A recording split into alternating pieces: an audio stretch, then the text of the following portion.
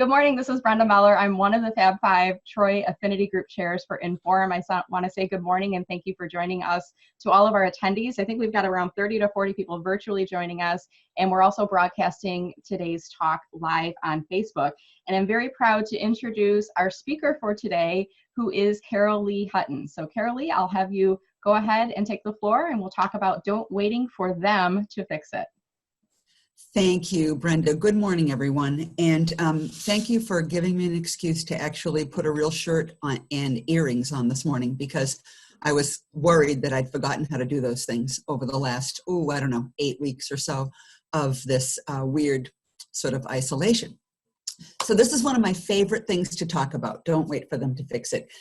Let me first set the stage by talking about why do we even have to say, don't wait for them to fix it. So women account for more than half of the college-educated workforce today, not just the workforce, the college-educated workforce. That actually, that flip to beyond 50% actually happened in 2019. So what percent of the CEOs running the S&P 500 companies or even the Fortune 500 companies are women, right? You'd think, well, we're more than half the college-educated workforce. We've got to be gaining ground there, right? Except you'd be wrong, because it's less than 6%. So really tells you how much distance we have to go here. How about in Michigan? Similarly, in fact, this is one of the stats in which we really mirror the nation. And in a state that's really rich with diversity of all sorts, in Michigan, 2% of our biggest companies' CEOs are women of color. That's an embarrassing statistic, right? So what about a little bit below that top rung? What about that critical, usually called senior VP, but that, getting close to the C-suite? Nationally, we're at 26%, and in Michigan, this is where we start to lag behind, 19%. That is not a good number. This is what's long been referred to as the leaky pipeline, but now, and McKinsey actually coined that term years ago, because McKinsey does very strong research every year called Women in the Workplace, and they've been doing it for several years. And years ago, they said, we have a leaky pipeline. Women join the workforce in the same numbers that men do, but they don't end up making it up to the top rungs. Why is that? We have this leaky pipeline, and that ends up being reflected in the lack of any kind of gender diversity and diversity in general when you get to the highest levels. Well, in its most recent research, McKinsey tells us that they analyzed that pipeline, and they found that at the very first level of management, when you very first move into being in a leadership role, for every 100 men promoted into management, just 72 women get that opportunity. That begins the problem, because we're talking about first-line management right there. McKinsey coined the term for that, the broken ladder. What happens is that the ladder for women, and often for people of color in general, is broken, and they don't get the same opportunity for that first run. So that sounds like a lot of bad news, right? But there is good news.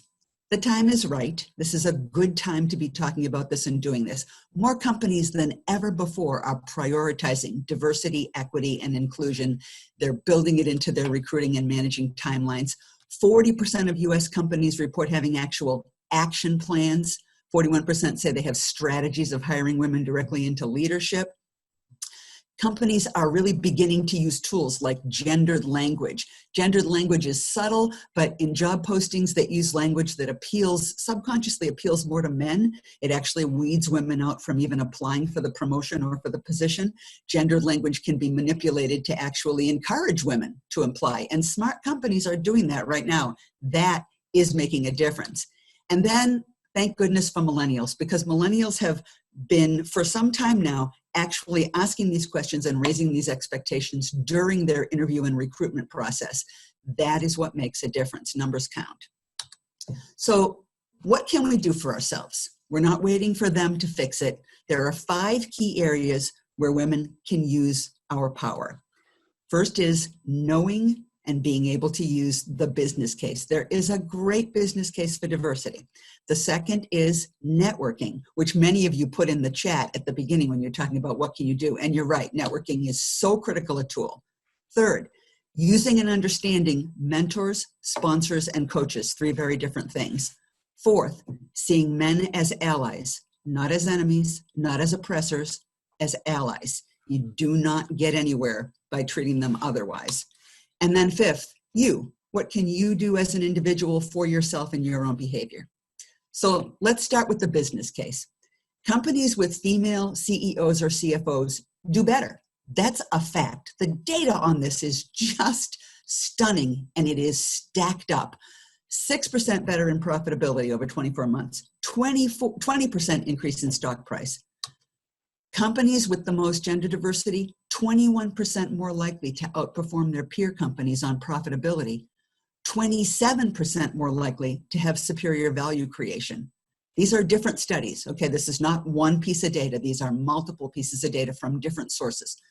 The return on equity for companies with women in more than 10% of key leadership positions. Remember, we're more than 50% of the workforce. This is just women with 10% of key leadership positions in a company, 27% better return on equity than a company that has just 5% of women in leadership. A company that grows to 30% female leadership, still not representative of the workforce, but would be significant, adds 15% to its profitability. I could go on and on and on if we had all day with more and more and more data about this. There's some unbelievable behavioral data that's been done around why is this true? And a lot of great studies that point to the fact that we actually all perform better when we're in groups and teams and on projects that involve people who aren't just like ourselves. That simply being among a diverse team increases our productivity, our effectiveness, our innovation. And one of my favorite studies from MIT actually resulted in a finding that diversity increases the intellectual level of the entire team. So, there's data here, and knowing it and being able to talk about it is important. So that's number one. Number two, networking. A lot of you pointed out networking in your list. Networking is something that simply has historically come easier to men than to women. And there are reasons for that.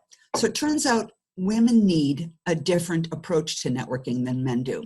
We need a more sophisticated network to get ahead than men have typically needed.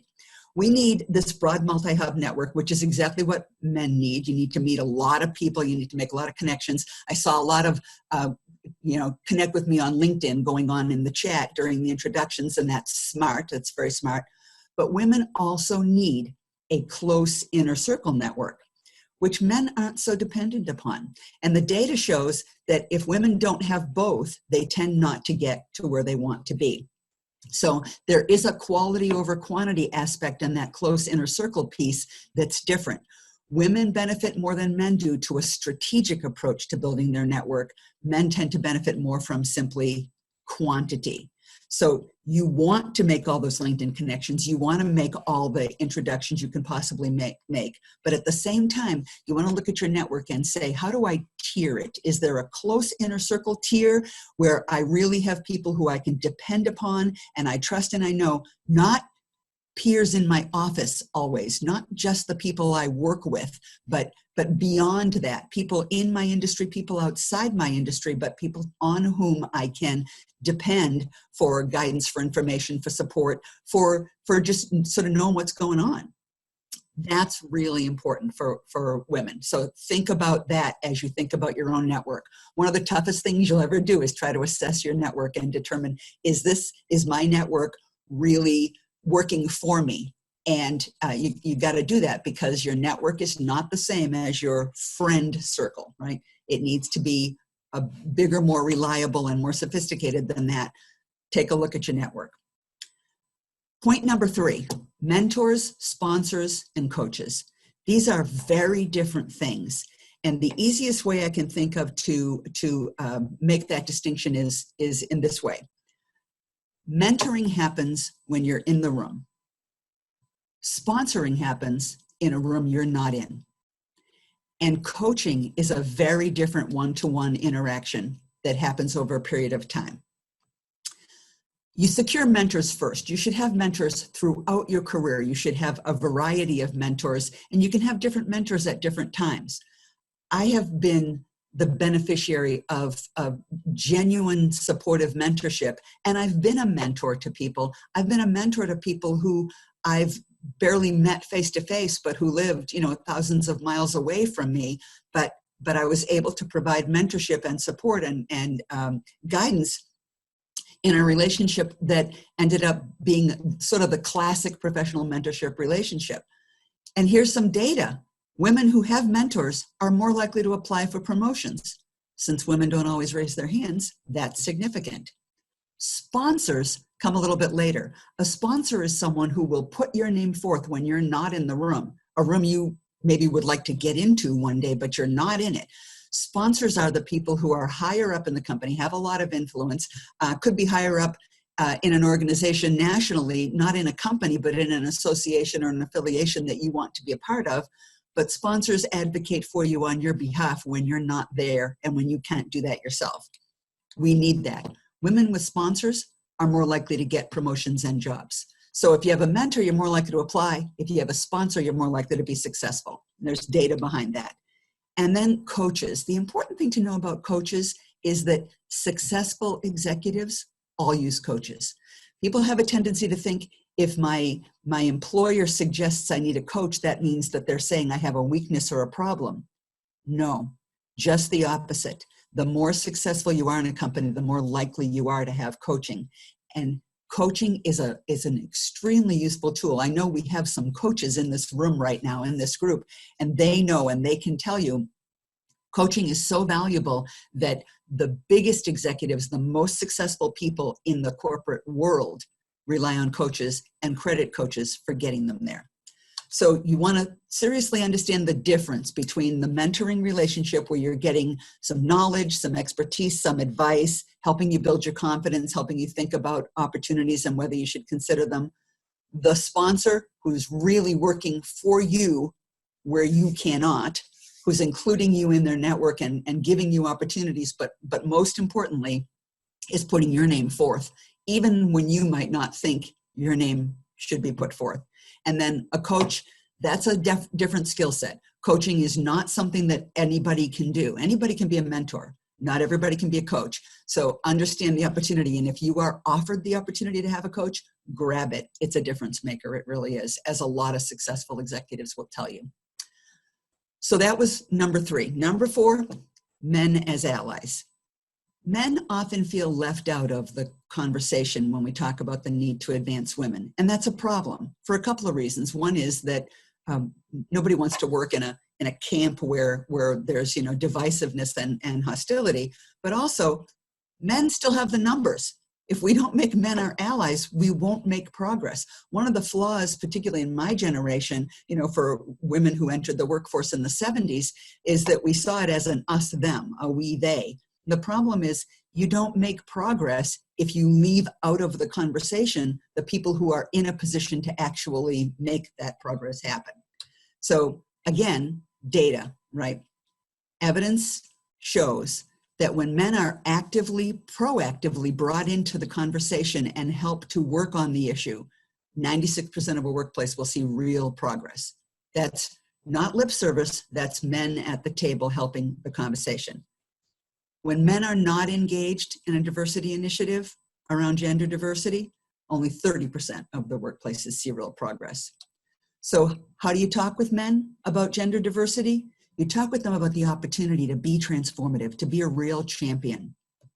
You talk with them about the business case. This is a perfect opportunity to use the business case because the men in the company want the company to be successful. The men on a project, the men in an association, the men want to be successful just like the women want to be successful. When you talk about the business case, you rally everyone around the idea of success. Excuse me. You want to talk with men about the complex barriers. You want to give them some deeper understanding. And so you want to use real life examples and help them understand, not in a negative, hostile, challenging way, but just in an explanatory way. If you can, you want to talk to men about strategies for how to address the reluctance that some men feel about mentoring women. Remember, most of the executives are men. So you're going to have some male-female mentoring and sponsoring situations. After the real explosion of the Me Too movement, survey research showed men really pulling back and saying, I don't want to be in a mentoring relationship with a woman because I know what's going to happen. People are going to talk. People are going to think this or that or the other thing. And we really have to think about our role in that as women, right? But we cannot get ahead if men pull back from mentoring women. So you've got to be able to have that conversation with men, because while we do not want to roll back the clock on all the things that Me Too opened up, we cannot have it result in men saying, I can't afford to put my career in jeopardy by mentoring a woman, right? So really the conversation needs to be around collective action. How do we work together, challenge each other to do more and make a difference? And those are conversations that a lot of men are really willing to have.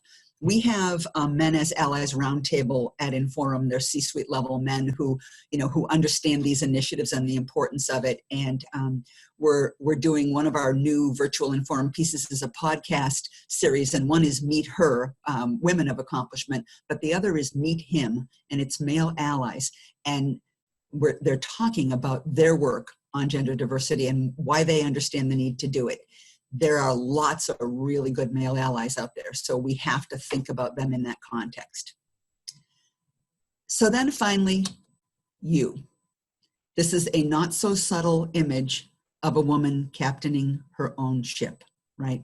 You are the captain of your own ship. It's a cliche, but it's true, because if you're not at the helm, then you have no idea who is, and you aren't going to get where you want to go if you're not. So you have to think of yourself as being empowered. If you think of yourself as disempowered, you are disempowered. One of our women in our podcast referenced the other day an old Henry Ford quote that people have repeated for many years that says, whether you think you can or you think you cannot, you're right. That's what this means. If you don't pilot your own ship, somebody else is going to pilot you right out of the way, okay? So some things you can do. Know your value, right? You need to have a brief and compelling description at the ready of what you do. How does your work benefit the people who you work with? Your employer, your clients, your peers, your wider, broader association network. How does what you do benefit? Some people refer to this as an elevator speech. And if you don't have an elevator speech, or if you have no idea how to go about building an elevator speech, we have a resource for you. Go to the virtual Inforum page on inforum.org, click on the elevator speech video, short video that gives you very specific direction on what an elevator speech is, how to go about building one, and then it has an accompanying tip sheet, a PDF you can download right off the site. Anybody can go to this page, to this site, and pull this down right now. It'll go behind a member wall soon, so grab it if you have the opportunity, because you really do need your elevator speech. And your elevator cannot assume that the building has 157 floors, right? You have to have an elevator speech that's shorter than longer and that captures what it is about you that makes you valuable. You also have to keep your skills up to date. That's really important.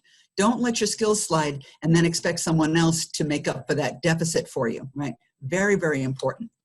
And you have to be flexible.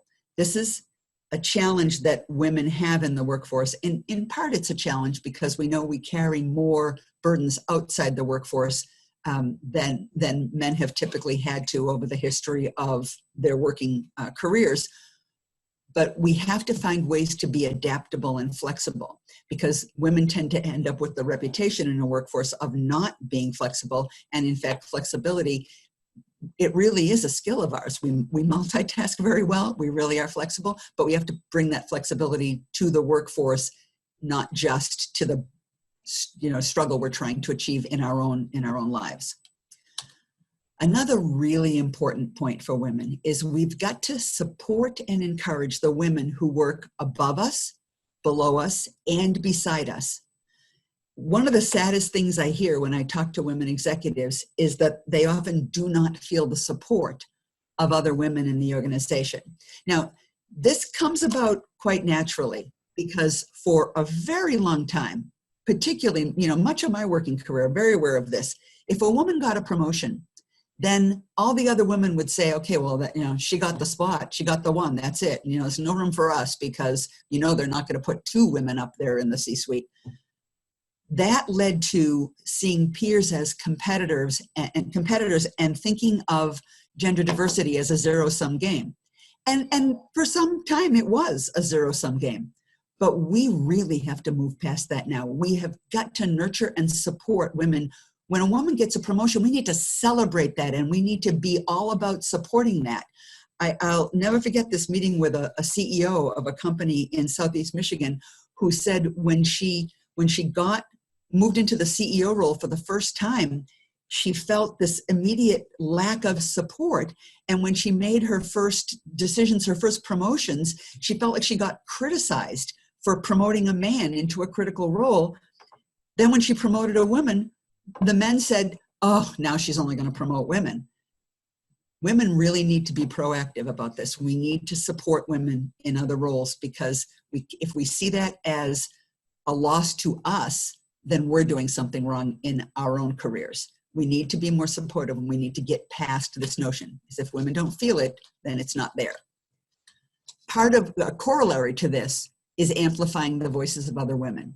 I'm sure you've all heard of the speaking while female phenomenon. There was a great op-ed in the New York Times several years ago about this, that coined that phrase, speaking while female. There's tons of data that validates that thing that women have felt for a long time, that we're more likely to get talked over or interrupted. I'll tell you, one of the more recent pieces of data on this that fascinated me was arguments before the US Supreme Court. So there are now some women on the US Supreme Court, and one of the universities did an interesting study looking at the interruption rate. And they found a significant difference in the interruption of the women justices, not just by the male justices during arguments, but by the male attorneys during arguments. Now think about that, because if you're an attorney arguing before the Supreme Court, you're not looking to irritate any of the justices. You're not thinking, I'm going to interrupt that woman every time she speaks. But it's such a natural thing to do that women so easily get interrupted and talked over that it even happens at the US Supreme Court. So you have to be part of amplifying the voices of women. You have to be part of helping women get their point out. Soon, not yet, but within the next week or two, we'll have an insight video on the Inforum website called Speak Up that speaks directly to this point.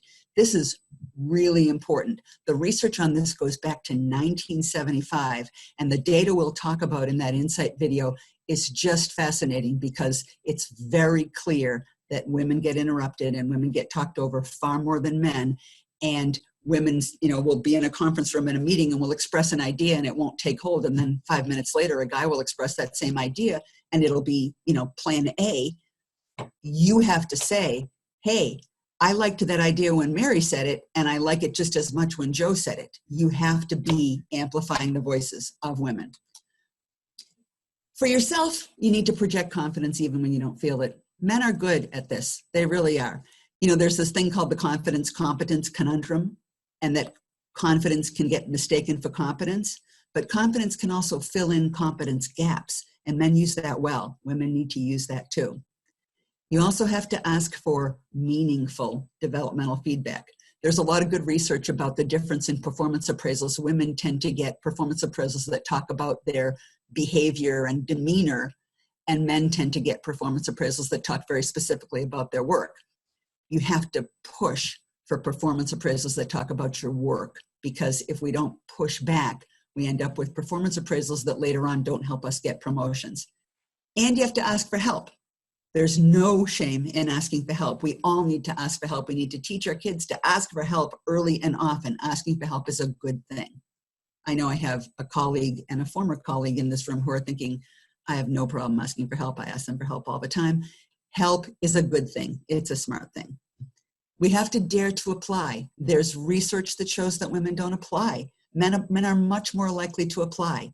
If you don't raise your hand and apply for the job, you're not going to get it.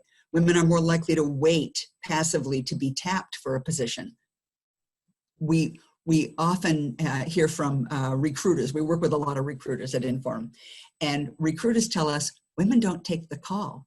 Now, if you're not looking to move and you don't want a new job and you're very happy doing what you're doing, that doesn't mean you don't call that recruiter back. Call that recruiter back, give her or him the name of another woman.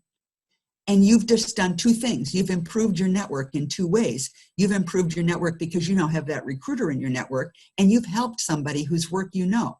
So take the call from the recruiter, call the recruiter back. It doesn't mean you're job hunting, it means you're network building. And you could be doing somebody else a great favor in the process. Here's an important thing for women who are in companies, large or small. If you want to be a leader, if you want to be in the C-suite, if you have any interest in being a CEO, or eventually someday serving on a corporate board, which are very, very lucrative opportunities, by the way, you need to seek jobs that run a profit and loss statement, that produce a product, or that are somehow focused on customers, not on colleagues. Internal facing positions are critically important for every company, but they don't end up as CEO. They don't end up running the place. They're not, they're not the people who are recruited onto corporate boards, for which the compensation is quite nice. You need to be external facing. You need to be customer facing. That's where your success is as you think about what the roles are. So no matter what role you start with, look for the roles that put you in external facing positions, because those are the ones that get farther. And you need to ask for accommodations.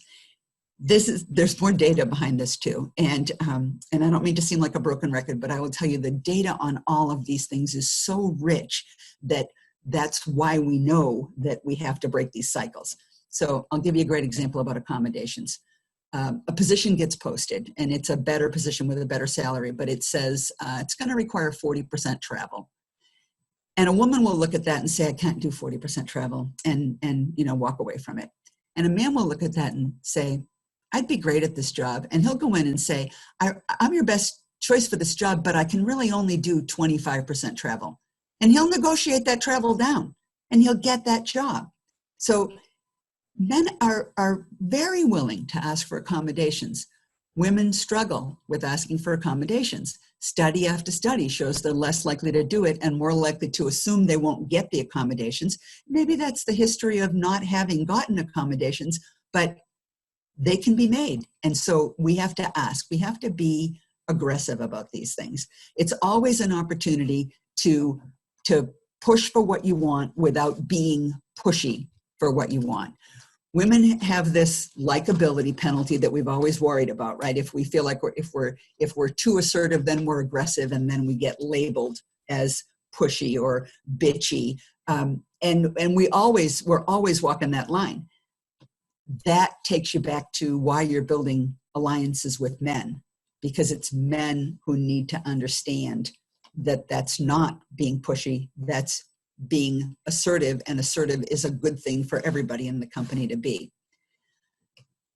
In conclusion, I just want you to think about how your behavior can help in any way toward bringing a company culture to a place that's better for women. One of the key things to think about in that is gossip. Gossip is a killer. It has absolutely hurt women more than it has hurt men. It can destroy a woman's career, and yet women tend to indulge in gossip. Now, I will tell you, I love gossip when it's about, actors and musicians and, people who are famous for being famous. But gossip in the workplace has done more harm to women than it has done to men historically, and yet women have tended to engage in it. That's not a stereotype. That, again, is data. So think about those kinds of things. Think about how you can model the behavior that you want in your workplace, and you can model it for other women and model it for men at the same time. And regardless of whether you work in a huge organization or a small organization, you can make a difference where you are by thinking about these things. And I give you one piece of advice. It's know the business case, understand the business case. So I will stop sharing my screen now and ask for questions, if that's okay.